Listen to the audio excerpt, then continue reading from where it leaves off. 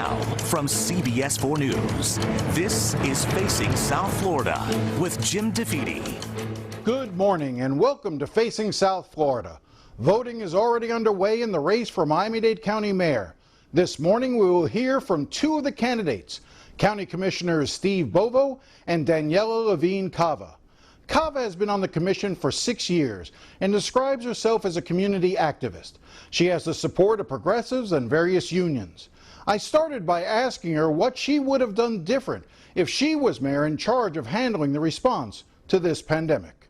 It was clear to me, I was reading up on what the CDC was recommending, that we needed to have massive testing, we needed to have very robust contact tracing, and then we needed places for people to isolate if they could not safely isolate at home. So I started calling for all of these things, and it took 2 months for us to get really the extent of testing that we need. And of course, now we're so backlogged that the tests are almost useless in a lot of cases. The contact tracing is just a small fraction of what we need. And the isolation, okay, thank you, we're moving it forward, but we haven't really done the job that we need to do to make sure people know that's available, and then we're gonna have to scale it up.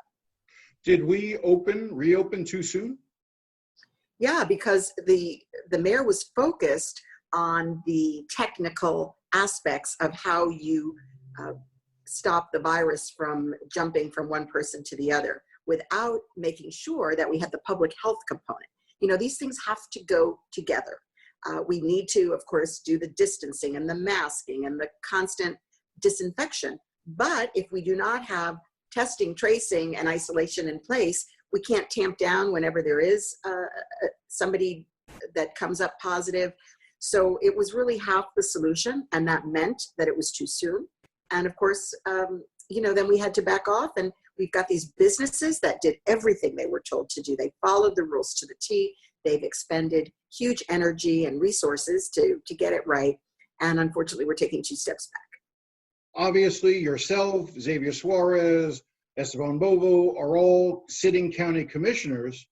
So I guess the question is, are you really just sort of on the sidelines on this, or why couldn't we get more done through the commission, through, for instance, leadership that you might have provided? Were we just at the mercy of Carlos Jimenez? Well, you know, it does really show what a strong mayor can do, because in this case, he really took charge. The commission was not meeting, remember, because we weren't going out in public and certainly not holding public meetings until the state even gave us permission to do the virtual meetings. So he was just calling all the shots.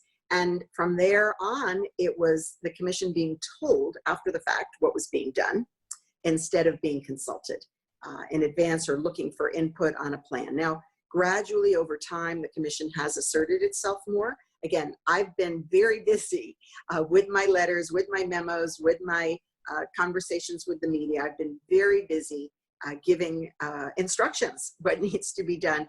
And I have to say that in many instances, the mayor did get around to doing some of the things I said, but always after the fact. As things stand right now, would you order, you know, another shutdown? Look, if I had been mayor, I would have used those strong mayor powers to convene all the city mayors right up front, all the health organizations right up front. We would have had the conversation, we would have come to agreement, we would have all been on the same page. We wouldn't have had this misinformation where people thought they had license to go out and start partying in some cases, and we wouldn't be in the position that we are in today. So I can really just tell you with hindsight that we would not be in this position. We would not have opened too soon. We might have delayed a little bit to open, making sure we had the public health protections in place.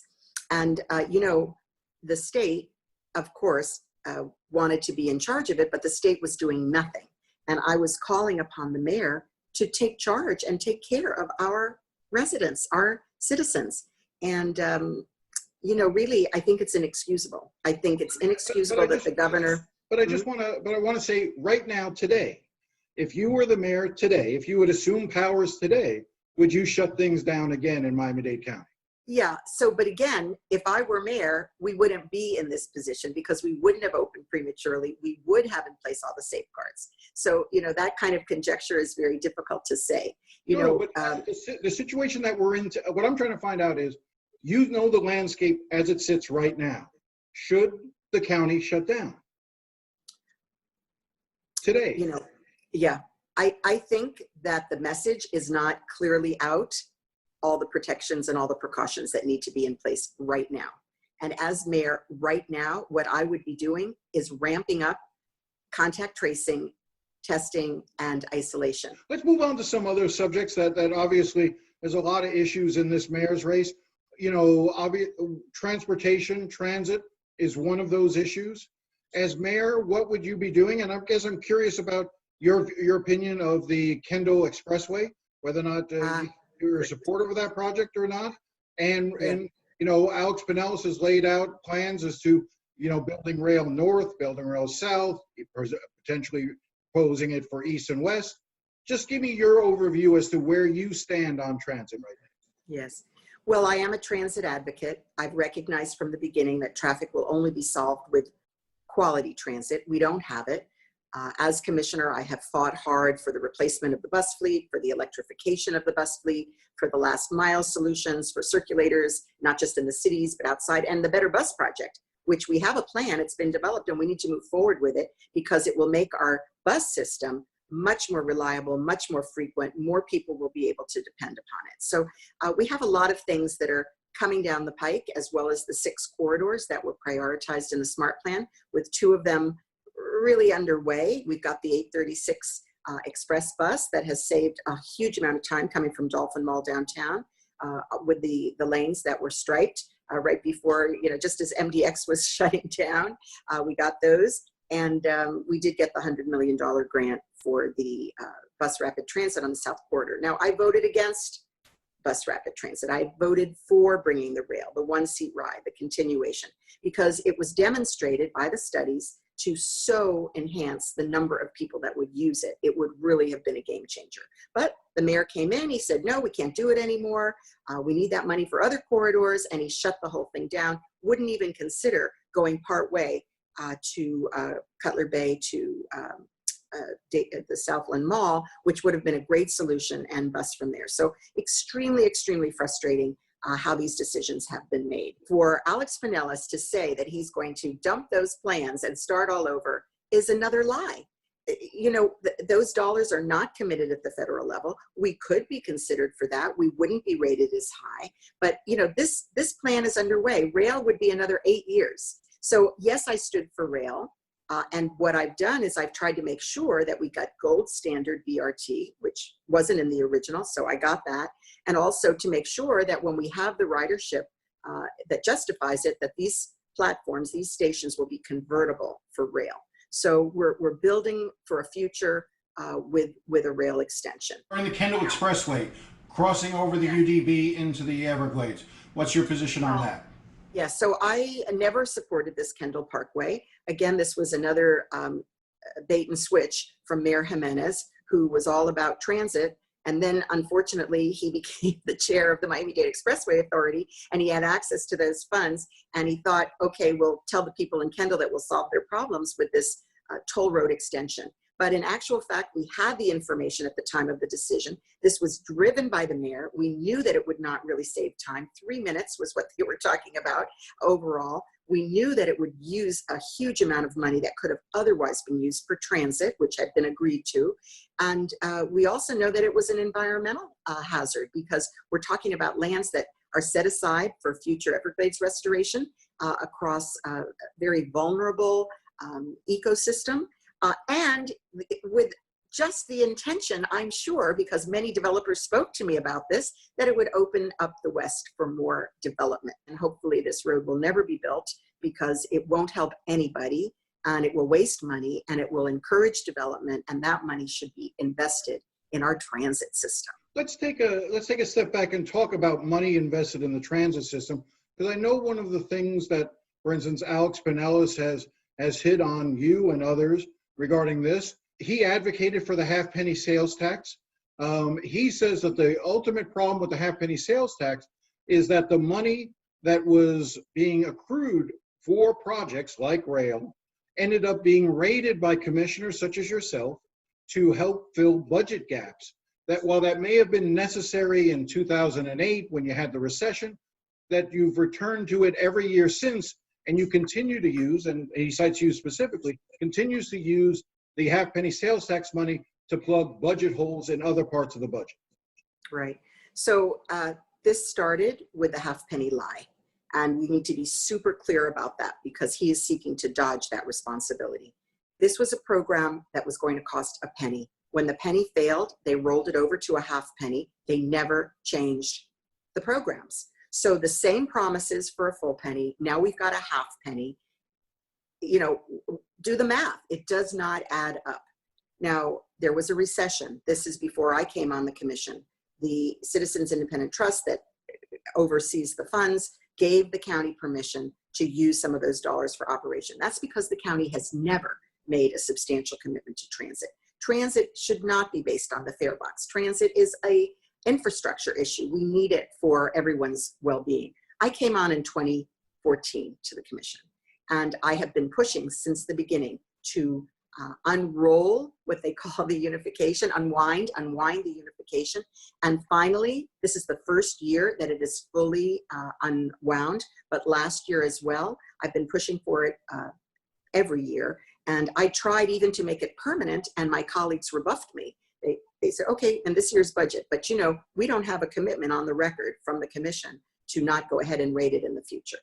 But just to be clear, you did vote for budgets over during your time as commissioner that included rating into that fund and using those funds to plug budget gaps. Yeah, so what happened was that it needed to go backwards. You couldn't stop all of a sudden running the transit system. When we come back, County Commissioner Esteban Bovo. Welcome back. Esteban Bovo has been on the County Commission since 2011. He previously served in the Florida legislature. Although it is a nonpartisan race, Bovo is hoping to galvanize Republican support across the county for his candidacy. We cover a lot of ground, but we start just as we did with Levine Cava, asking how he would handle this pandemic if he was the mayor today. I think what I would have promoted is much more dialogue and communication between the county and the municipalities. We've seen a lot of confusion in our community from folks that were getting directions from county government, and then it seemed like there was some confusion or at least counter instructions coming from some of the municipalities, and I don't think that's helped the situation. In hindsight, I'm not sure if I would have gone so hardcore closing. I think I would have perhaps enforced a lot of more rules like social distancing and the mask wearing, and then perhaps work that way. This re-shutdown of businesses, I don't think it was very productive. In fact, it seemed like we were punishing business owners for the irresponsibility of others. Because what I've seen, at least in my district, and I think this is pretty much countywide, is a lot of the businesses were trying to follow the protocols. They're trying to create the safe conditions, not only for their employees, but for their customers. Now we're getting to the level of testing that we should have been at maybe 2 months ago. The Amelia Earhart site just got taken over by the state, where they've stepped up to 1,000 tests a day. That seems to be the standard now in most of our testing sites. And that should have we should have tried to get to that point earlier. But let's be honest with ourselves. I mean, we were basically putting a manual together that had never been written before. But it's more than just testing. And even with the testing levels that we're doing now, the delay in getting results back, coupled with the failure to do real contact tracing. Let me just ask it that way. Would you agree that the current system of contact tracing just isn't up to where it needs to be, that we're really not doing adequate contact tracing? Yeah, it seemed to be disjointed. I mean, there was some thought that the county was doing it, the state was doing it, and there again, the lies, this constant lack of perhaps communication. And I think all of us at all levels of government would, if we had to ask ourselves, you know, I think we all would have insisted on better communication. There is a perception that can be created by listening to you over the last few weeks that you seem more interested in saving and helping businesses than in stemming the spread of the virus and protecting people. How would you respond to that? Well, no. There's a dual part to this virus. Obviously, it is the healthcare part, and then there's the economic impact part of it. And I'm out in my community. I've been out since day one of my community in different facets, whether we're feeding folks or organizing testing sites. And I will tell you, there's one constant out there, is that there's a lot of people that are the anxiety and the stress that this is laid on top of them, not just the health part, but not being able to work. I've got constituents of mine, Jim, that have been basically 4 months without work. A lot of those that work in the hotel industry are literally wiped out, and they're concerned. And so many of them, their thoughts is, how can we engage this in a way where we don't create just an overall paralysis? And this conversation of what's essential as compared to what not is essential is a big question mark, because if I'm responsible for putting food on the table for my children, my job's essential. And in many cases, government deemed it unessential. So I don't want to ever give the impression that I believe one is more important than the other. They're both important. I saw where you were asked to evaluate how you thought the president has handled the coronavirus, and what I read was that you gave him a B-. That you think he's doing a better than average job, in other words. Is that accurately reflect? Do you think that President Trump has done a good job with this virus? Look, I think the president has been in battle from day one of his administration, and every decision that the president makes is not just criticized. I think it tries to get blown up. And my comment, as far as the B- concern, was that it seems that at times the president gets drawn into what I think are perhaps unessential conversations or battles, but it's been the nature of his presidency. There are things that he said early on as far as drugs that could be used, which now, as time has gone by, seem to be collaborated by medical experts. Are you an advocate for hydroxychloroquine? Well, I'm not a pharmacist or a medical expert. I went to my doctor. He's an old school doctor, and the way he's been treating his patients at a very good rate is, obviously increasing pH level in one's diet. But I don't get into the realms of pharmacy or doctor or medicine. All right. So, but on the larger issue, you are, I don't think it's a surprise, a very vociferous supporter of President Trump. You're running in this campaign sort of deciding to take that Republican lane. You were a Republican state legislator. So again, your party affiliation is no secret. Do you see yourself as the Republican candidate in this mayoral race? I see myself, Jim, as the candidate that's representing the homeowner and business owner, the property taxpayer in this community. I see myself as the candidate that just wants to make sure that county government and its dollars are being spent wisely in the meet the expectation that residents want. Whether you're a Democrat, independent, or Republican, and you're a homeowner, I would suspect that you don't want your money being misspent.